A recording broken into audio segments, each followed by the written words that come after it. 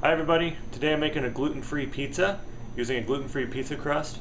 Sorry for the mess in the background. If you see, we're moving offices today and some of the stuff is kind of bled over into the house.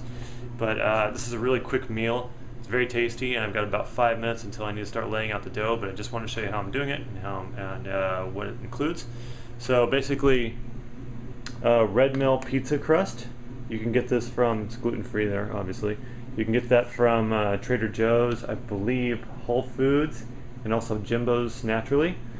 What I do is I start off with a bowl. I put in, I believe it's 1.5 cups of warm water and the yeast comes inside this. And you let it sit for about 1.5 minutes, and then you add 2 tablespoons of olive oil and 2 eggs, and then you stir that up really quick for about 30 seconds. Then you take the rest of the flour that's in here and you dump that in and you mix it for about 1 minute. You're going to want to use like a KitchenAid mixer because it's really thick and it's hard to mix by hand. You can do it by hand, but I don't recommend it. So what am I going to throw in this thing? Well, I'm going to throw some olives in it. You want to check and make sure that your olives are gluten-free. They should be, but for some reason they may be packed in some kind of gluten preservative. Make sure that's good. Actually, I haven't even checked it on these yet, but I will. Some fresh basil. I got this at the local farmer's market. Got the Organic Valley mozzarella cheese, the same stuff we use on the lasagna. And I've got some leftover salami that I used on a salad that I made a couple nights ago. This is gluten-free as well. And then for a base, I'm going to use just tomato paste. I'm going to add some Italian seasoning to it here. Yum yum. And that's going to be my base. I'm going to let the rest of the ingredients carry the flavor, so you don't need to add too much salt or anything to this, or even that much Italian seasoning. I'm going to have a plain yellow squash here to put on the top, then some chopped up tomatoes, and then on the bottom I have some onion and some green pepper, and that's going to be it. I'm going to stick it in the oven and let it go, and I'll show you what it looks like pre-constructed, constructed, and then post-cooked. So there you go, gluten-free pizza, and I'll be right back.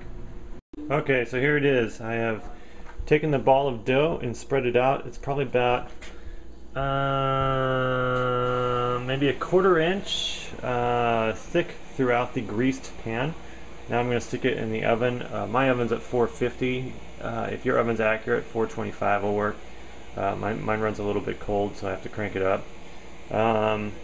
For 7 to 9 minutes, brown that thing out, then we'll throw the toppings on it, and we'll see how it looks. Yum yum. Be back in 7 to 9 minutes. Okay, here it is. About 16 minutes later at 450 degrees, which is probably really 425 on my oven as I explained before. We've got a nice brown, probably about 3/8 of an inch thick pizza crust. We're going to put some stuff on it, and now that's been cooked a little bit, and get it ready for its final stage. So let's see how this looks after I'm done with it. Alright, here it is. It's going in. We've got our base layer of tomato paste with some Italian seasoning, then some onions and some bell peppers and some tomatoes and some olives, and then a nice little base, another secondary layer of the organic basil, and then I stuck some olives on top of that, a couple more onions, and that is in fact some cheese sticks that I ran out of pepperoni, or out of mozzarella, so there's some cheese sticks on there, and I also think I have some salami down there on the bottom. So we're going to pop that in, let it cook down. I've changed the oven from 450 degrees bake to broil, so I cook from the top down, and we'll see how this turns out. Alright, there it is. I put it on broil and it ended up taking about 20 minutes. Looks pretty darn good. I can't wait to stick my teeth into it. So there it is, gluten-free pizza. All in all, takes about an hour to prepare, but that's a great pizza you're not going to find in the store. And thank you very much for watching. Please leave comments on your experimentation with pizza, and if you have a link back to a video, I'd like to see that too. Stay gluten-free.